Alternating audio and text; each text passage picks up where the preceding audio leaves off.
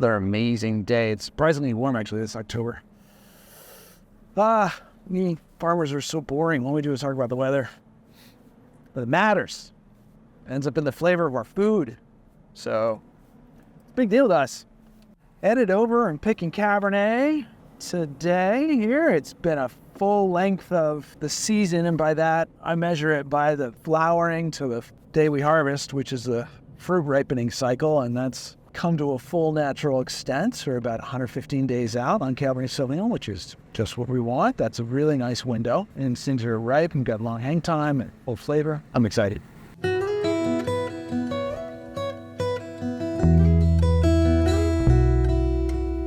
2024 was packed with a bunch of challenges. We narrowly escaped at this address, on these hills, on these slopes here at Hyatt. We narrowly escaped bitter winter damaged cold. It was negative 9 degrees down on the Yakima River, and up here it was negative 1. And so we did not have vine damage, which is good. That allowed us to have a full natural crop. And then in the spring, we had a cool spring that had a little punch of warmth, and then it dropped down into cool in April and May. And that meant things are growing more slowly. And we generally want things to grow a little bit faster in the spring. That's a little bit more advantageous. So we were growing a little more slowly in the spring. And then we got into flowering, and we got to really, really windy conditions. And it was really hard to generate much of a crop. So we had a really, really small crop. That's a mixed bag, because you want to have enough crop that you can design and manage it and maybe take some off and really come to an ideal number. You don't want to have a tiny, tiny amount of crop, but this was a really, really, on the negative side, it was a really small yield, and we wanted more than that. Positive side, what a small yield like that does is it does give you control. It does give you a smaller amount on the vine, so the vine's going to have an easier time ripening. That's the truth. You know you're going to get what you have ripe. And in some ways, for fine wine, that's an advantage. And then in the summer, it got, after that windy flowering in early June, it got wicked hot real fast. And we got into July, we were over 105, just a lot at the time. Like every vintage has its weaknesses. Every vintage does. And this vintage has the weakness of that heat. That summer heat was just a lot. It literally is at the edge of what we can tolerate. And there's dehydration and sunburn out here that really just caught us when we didn't have enough water on the vine.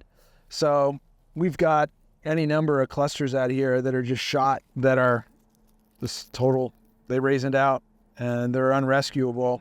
They're not going to rehydrate on the vine.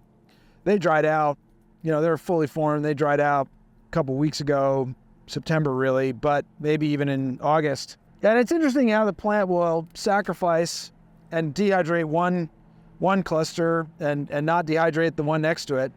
But yeah, we had some real losses here this summer. If we can, we would hide this fruit behind the leaves, and the leaves alone would protect it. So if you look inside, we don't have sunburn on clusters that had leaves behind. But even here, this isn't sunburn, it is shrivel. This is a raisioning from that high heat where the vine just had sacrifice on clusters because it was so hot and so dry that in fact the fruit becomes a moisture, a water sink for the whole vine. If it can't pull it out of the soil fast enough in the heat, it will take it out of the cluster as a water source to go through its survival cycle daily. We lost water out of the cluster back into the vine to protect itself in those high heat events. We used to only concern ourselves with the danger of frost and cold in vineyards. We never really had the risks of high heat. Now we found the upper threshold of high heat damage in vines. We're there. We're finding it, and we have to deal with that. So what I'm looking at is largely, it really looks like a lot of good round grapes, and those tiny little crunchies, they're effectively not going to be, they're in the wine, but they're not going to be influencing the wine because they're made of so little material. For one, and mass-wise, it's just such a tiny amount. And number two, they don't have much stuff to contribute. So they're not going to detract from the wine. It's those semi-raisins that are a concern. And just the fact the fruit's sunburned, it lowers its flavor, generally. So, look, on a winemaking side, this is honestly what most of the world's wines are faced with. There's some sort of flaw in the soup. It's either a little bit of rot from too much rain, or some mold or mildew, or some bug damage or something, right? That's basically what we live with in the wine business. And it's really, really rare that you have really clean fruit. We have a lot of really clean fruit in Washington State, and I'm really spoiled by that.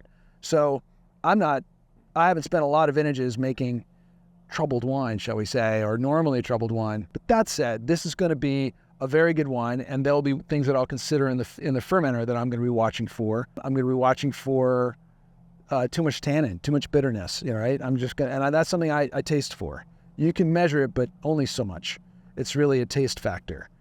So we're going to drive at a lot of richness early up front in the winemaking, and then pull out as much flavor as possible without making it too intense and too heavy. That's going to accentuate the best parts of the wine.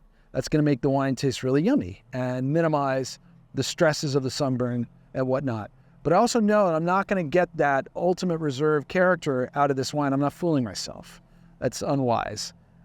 So we're not going to go for the $100 wine, not with this material, but we are going to have some really delicious wines, a perfectly quaffable wine that we're going to really be able to enjoy with pizza or a burger anytime we want.